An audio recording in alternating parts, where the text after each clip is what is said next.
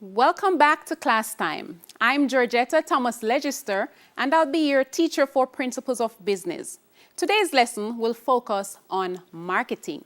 But before we get started, let's look at our objectives. So get your book and a pen, and let's begin.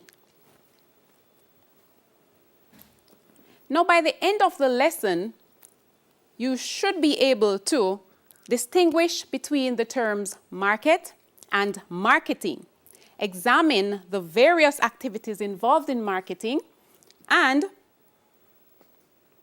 evaluate the principles and strategies used by firms to market their products. So, let's go. Think about it. I want you to identify one advertisement from a local business which seems to appeal to your age group. You know, high school students, teenagers. What about the advertisement that helped you to identify the target group? How does the advertisement increase your interest in the product or service? I want you to write that down. Now that you're thinking about it, are there other ways besides advertisements that businesses use to encourage you to purchase their products or services? Write them down.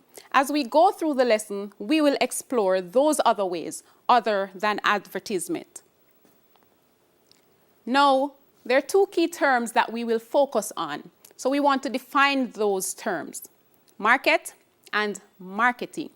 Now, when you hear the term market, what comes to your mind? And I can hear the answers at home now. Right. Now, the term market can be broadly described as any situation that brings the sellers and buyers of goods and services together. Now, this may be in a defined, specific physical place, such as your local supermarket, your shoe store, etc.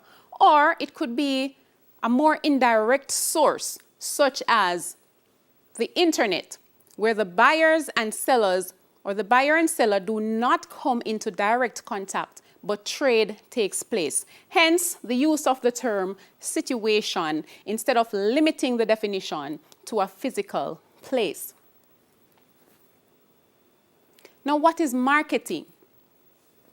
Now, marketing may be defined as a management process responsible for identifying, anticipating, and satisfying consumers' requirements profitably.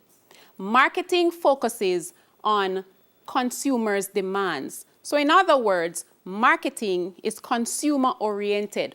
So as a marketing manager, you market your products with the consumer in mind. Let's move on.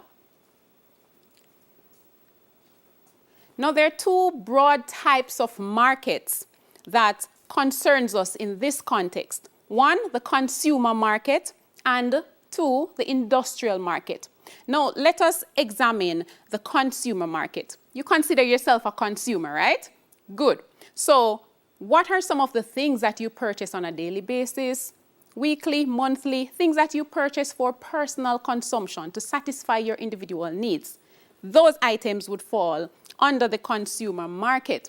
Wonderful. So the consumer market is a market for products and services bought particularly by individuals.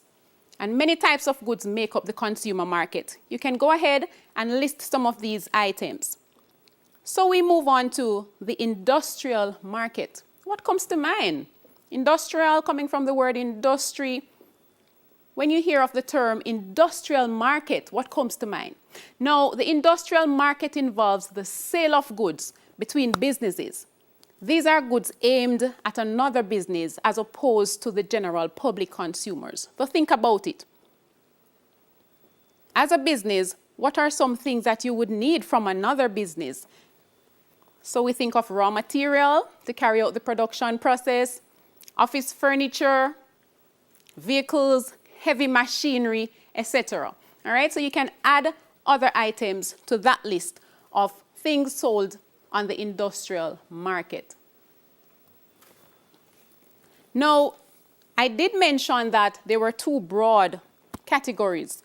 Now, with the advancement of technology, the trends such as social media marketing have created additional enhancement to marketing techniques. So social media marketing such as, or social media sites rather, such as, I'm sure you know them, so YouTube, Twitter, Instagram, and of course you can add others to the list, and many others. Now, the aim of social media marketing is to produce content that appeals to the users and links with advertising, which increases brand exposure and creates a broader customer awareness. So more persons will know about your product across age groups, across culture. Now, what are some of the things or some of the activities that you believe a marketing manager will be involved in or will have to do on a regular basis? Now, there are a number of activities involved in marketing. Now, how many can you name? Go ahead and write them down. And I'm sure you have some of what I have listed here. So we have market research, advertising, branding, packaging, distribution, sales promotion, and pricing. Now, these are the main marketing activities that we will focus on today. Now, let us explore market research. When you think of the term market research, what comes to mind? So now you know what a market is. Add in the term research. What is a market research? What's the purpose of market research? Now, market research investigates what consumers are buying or are likely to buy in the future. Market research has three broad aims. So let us examine those. One, to find out what consumers want. And with that, businesses will not waste resources producing things that are not demanded. They're not in demand. They're not needed by consumers. Good? Can you think of another? Two, to assess likely demand to ensure overproducing does not occur. So you want to find out, yes, you found out that customers need this item, it's in demand, but in what quantity? How often will customers purchase this item? How much will customer be willing to spend on this item so you do not overproduce? And three, to discover what will influence consumers. And in another lesson, we will look at consumer behavior. We're all different. We don't have the same likes. So we have different tastes. We like different flavors, different colors, different fragrances, right? So as a market researcher, as a marketing manager, you have to find out what influence consumers. And in that way, you will be able to satisfy consumer wants. And once you're satisfying your consumer wants, then you don't have to worry about profits. Now, take a look at this image. Can you identify the next marketing activity that we will move on to? If you said branding, then you're indeed correct. But what is a brand? What is branding? Now, this refers to giving a product a significant registered name. Could be a term or a sign, a symbol, or a combination of these. Design that differentiates the product of a company from that of its competitors. So in other words, your brand allows your product to stand out, to stand apart from that of your competitor. Because we're aware that different businesses, we sell items that are similar in nature. So it's your brand that is going to allow your product to stand out. Now, I'm sure you have some brands that you like. So go ahead and list at least 5 brands that you are familiar with. And we're moving on to look at another activity. Again, take a look at my image. Have any idea which activity we will be looking at? And I'm hearing packaging. You are correct. Now, what's the purpose of packaging? Or what is packaging? Now, this is a way in which a saleable product is wrapped, displayed, and presented to the customer. Packaging can be a wrapping, a bottle, a can, a box. You can go ahead and list other items that are used for packaging. Now, packaging is very crucial as it not only presents the product in an attractive way, but it also gives details about the contents. Packages normally come with a label, right? and any potential hazards, correct method of usage, along with other information. Now, in this respect, packaging serves a number of functions. One, it promotes the product, as I said earlier, because a package is normally branded, and we explored brand. Now, it enhances the appearance of the product. Think about a very old product, one that your parents probably used since childhood. That product is still around, but it's in a new package. So putting an old product in a new package can enhance the marketing potential for that product. The new package attracts customers to the product, right? It protects the product. And that's why you can go in the store, you can touch items, you can examine them without damaging the content, because packaging serves as protection. Good. It preserves the life of the product. You know that some products have short shelf lives. Think about milk. Now, milk has a short shelf life. So whether it's refrigerated or not, it cannot stay for a long period of time. So when milk is packaged in Tetra Paks, and for those who are not familiar with what Tetra Paks are, they're those boxes that have the silver aluminum looking lining on the inside. It protects the package, it protects the product, and allows it to have a longer shelf life. And of course, packaging makes it more convenient for the consumer to handle the product. So you can think about a can that has an easy open lid, doesn't require a can opener, or a bottle that has a handle that you can carry around easily, just like a bag. So it serves as a convenient function. Now we'll be moving on to a very crucial factor in marketing, pricing. Price is crucial. Now when you go out to spend your money, how do you decide how much you spend on a particular item? You look at an item, yes, you like it. How do you decide how much you spend on that item? Yes, you want to ensure that you are getting value for your money. So, pricing takes on different definitions depending on the angle from which you're looking. Now, no matter how attractive a product or service appears, a crucial factor in the marketing process will be the price. Now, the price represents, as I mentioned earlier, a measure of value for the customer. People need value for their money. Now, for the business, what do you think the price represents for the business? Yes, indeed, a profit. It's a profit objective. Good. Think about it. Now, if you designed and manufactured a product for resale, what are some factors you would consider when determining a selling price for each product? Think about it, and we will explore some of those. So there are different methods for calculating your price, or coming to a price that you will sell your final product, the price that you will pass on to your consumers. And we're going to look at the more common ones. The first one is cost plus, sometimes referred to as cost-based pricing. Now, this is the simplest method, and many firms decide to do their price using this approach. Now, it involves taking the unit cost, and by unit we mean the cost per item, the cost for one single item to produce one item. The unit cost, adding your overhead, such as your light bill, your rent for your factory space, etc., and a profit margin. So you might say, I want to make 30% profit. So you add that as markup. So a simple formula for price is unit variable cost plus fixed cost plus markup. Now let us examine variable cost.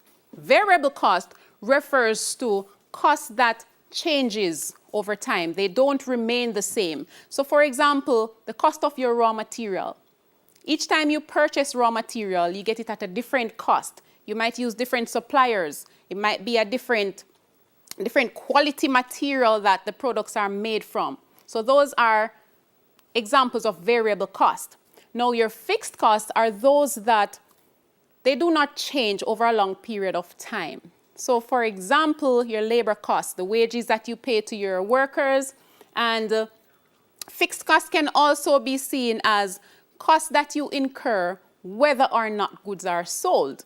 So whether or not production was good for this month, you still have to pay your workers, you still have to pay your taxes, you still have to pay your rent. Those are fixed costs. So you add unit variable costs to fixed costs, and then that 30% markup that we spoke of earlier to arrive at your final price. Now, another pricing method is what we call market-oriented pricing.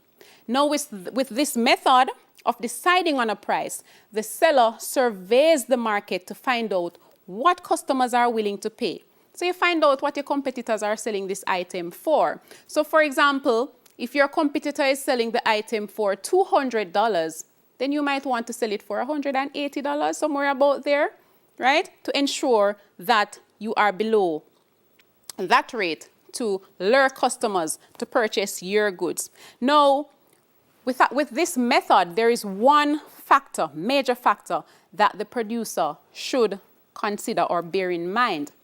Do you know what that factor is? I'm sure you do. You have to ensure that you're covering your costs that we spoke of earlier. Because if you're not covering your costs, it's impossible for you to make a profit. And from previous lessons, you would have learned that the main aim of going into business is to make a profit. Of course, unless it's a non-profit organization, right?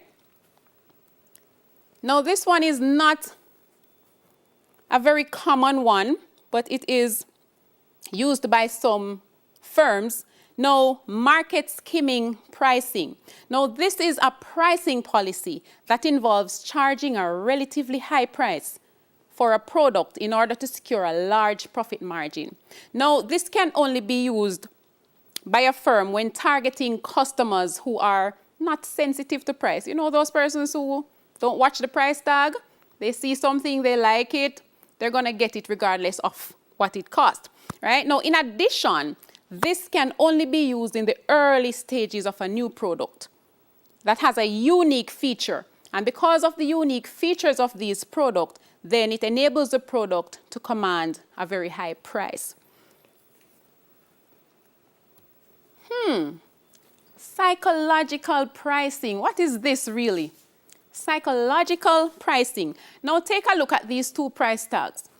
$2.99 and a hot price of $99.99.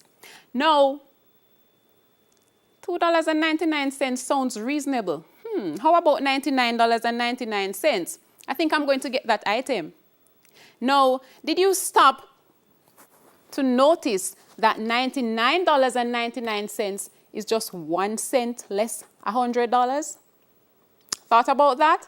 Now, if you saw $100 and that price tag, then it would send another message. It would seem expensive, right? Same with $2.99, 1 cent less $3.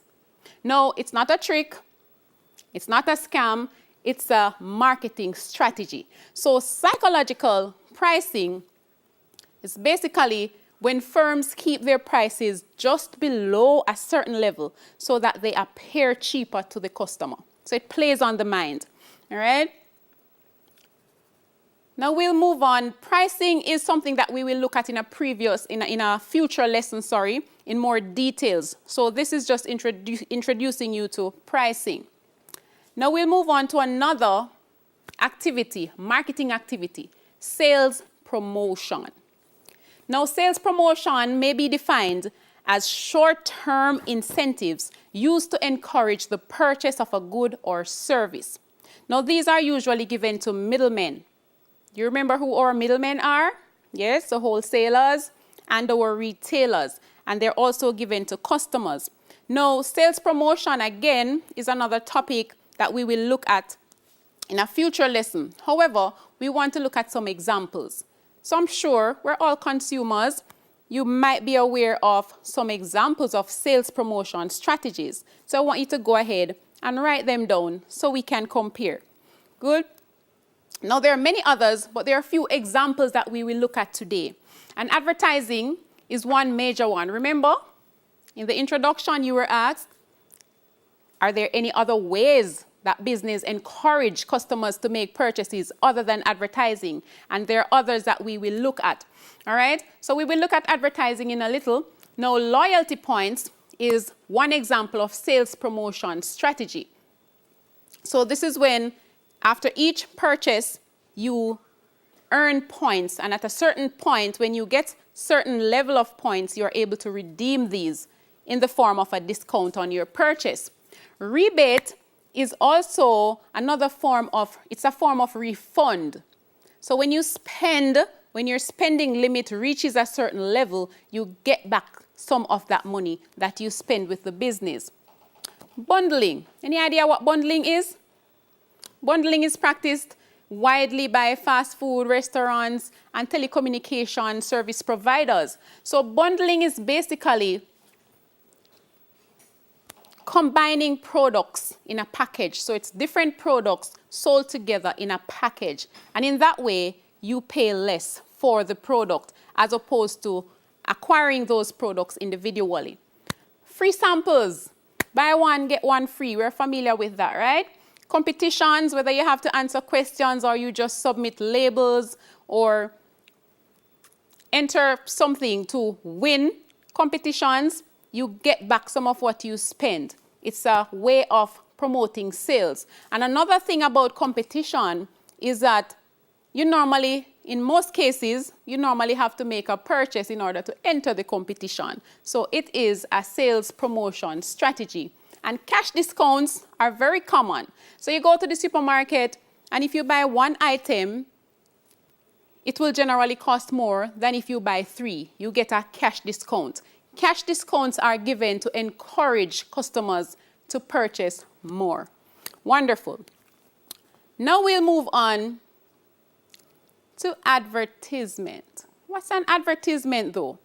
I'm sure you have seen them on TV, heard them on radio. What's an advertisement? Now, an advertisement is a message that uses words, pictures, or sound, or a combination of these. It is a form of marketing communication that also aims to persuade people to buy. Now, there are a number of functions that advertising serves. Let us explore them. Now, advertising is used to introduce new products or services, to persuade consumers to buy. It is also used to create an image in the mind of the consumer. You have a certain image of the business. Advertising also serves to highlight special events such as sales and late openings. It increases market share by stimulating demand. And of course, advertising educates consumers about the products. Now, there are 2 broad categories of advertising. Now, there are other categories, but these are the 2 broad categories that we will focus on today: informative advertising and persuasive advertising. Good? Now, informative advertising gives detailed information about the goods or service and leaves the consumers to decide without persuasion whether or not they wish to purchase. Now, the informative advertisement contains useful details such as the product specification, the size, the material that it's made from, ingredients, and so on. Now to persuasive advertising. Persuasive advertising uses a variety of techniques to persuade people to buy a product or service, regardless of whether or not you need it. Now, such advertisements use what we call hidden persuaders to influence consumers. We're going to look at a few examples of hidden persuaders, and you might be able to relate to some of these. Now, the first one is sex appeal. Now, the product claims to make the user attractive to the opposite sex. So, for example, a man's cologne. Have you ever seen an advertisement with a man's cologne and all the girls being attracted to him because of the fragrance that he's wearing, right? So that's sex appeal. Now, another hidden persuader is ambition. The advertisement implies that those who use the product will be successful. So you want to be a part of that group because you feel if you use a particular product that you're associated with success. Personality appeal is another hidden persuader. Famous people are shown using the product. So it might be your favorite movie star, your favorite track star, it could be your favorite DJ or singer. So you admire these persons, so you would want to wear or use the product that they are using. Social acceptability. Now, the advertisement implies that by using the product, the user becomes more acceptable to others. So, for example, the type of bag that you take to school, the shoes that you wear, right? You become more socially acceptable. The type of car that you drive, you're now a part of a particular crowd because of the type of car that you drive. Now, work simplification is another hidden persuader, and the product is claimed to make a task easier to carry out. So, for example, a product that makes dusting easier, washing, cleaning, even cooking. So you can think about an advertisement that makes cooking seem easier. And the final one that we will look at is health. It is claimed that use of the product contributes to good health.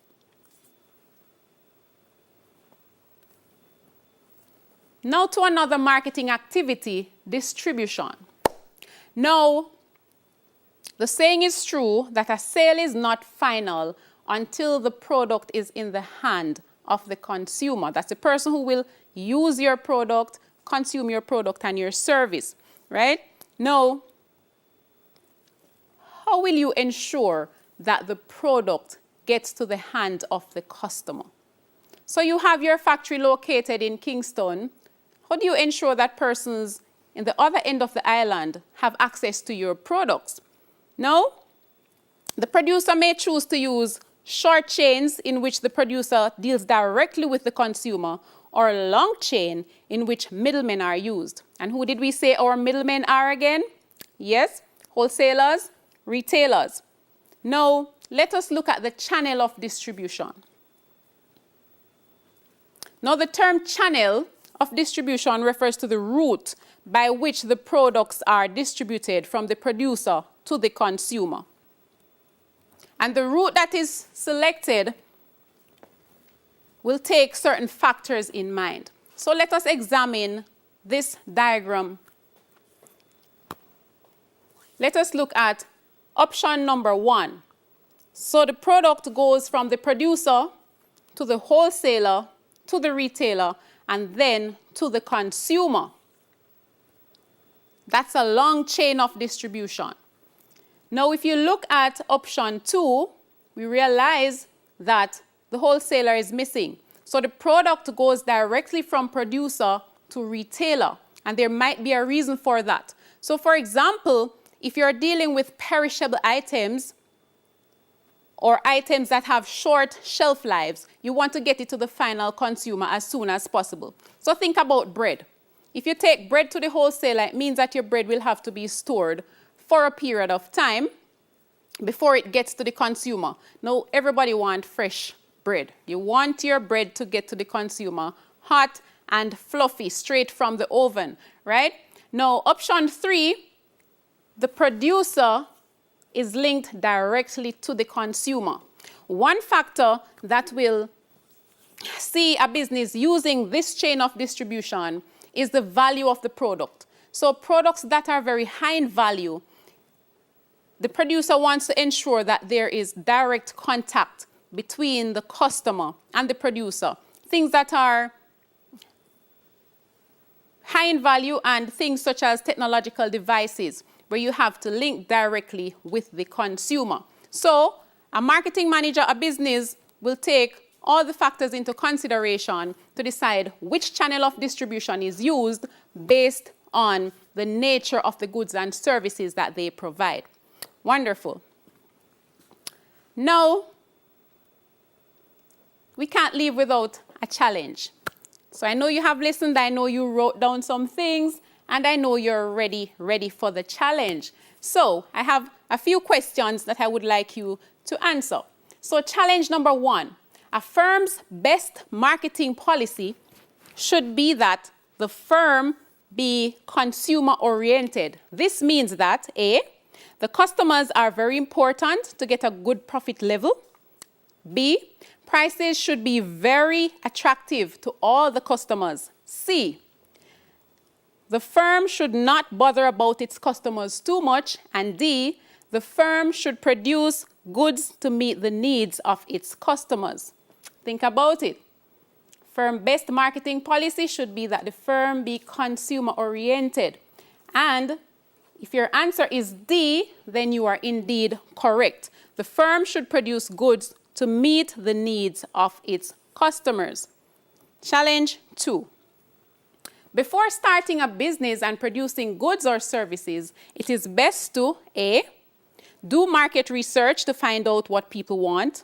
B, make samples and give freely to persuade people to buy. C, employ very few workers at first and then more later. And D, bribe government officials to let you open free of charge. Think about it. Before starting your business, you need to do market research. So the answer is A. Do market research to find out what people want. Very good. Challenge 3. When a producer brings a new product into the market, the best form of advertising would be A, persuasive, B, informative, C, cooperative, and D, defensive. And if you were paying keen attention, you would realize that C and D are distractors. So we're left with A and B. Now, you might debate that it could be persuasive and it could be informative, but we have to select the most appropriate response. So look at the question again. And the fact that it says that the producer brings a new product, the product is new, then the most appropriate answer would be B, informative. You want to ensure that people know about this product, what are the benefits, where can they get the product, etc. Then you can persuade them to buy. So the answer there is B. We're almost there. 2 more to go. Challenge 4. It can be a mark or a symbol, and it gives identity to a particular producer's goods. It is known as A, warehouse, B, package, C, label, or D, brand. And of course, I know you have selected D. It is a brand.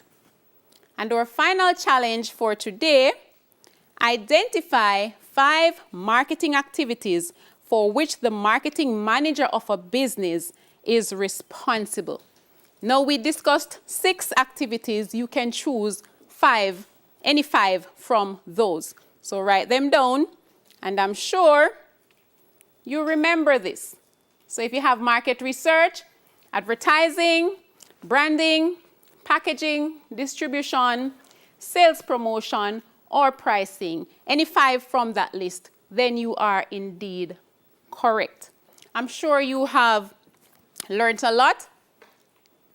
So remember that marketing is consumer-oriented, right? And there are different activities that are involved in marketing. Good, so remember that one of the major factors in marketing is pricing your products, and there are different methods of pricing your products. So we have covered our objectives. You're able to distinguish between the terms market and marketing. You're able to examine the various activities involved in marketing. And you should be able to evaluate the principles and strategies used by firms to market their products. We have come to the end of our lesson for today.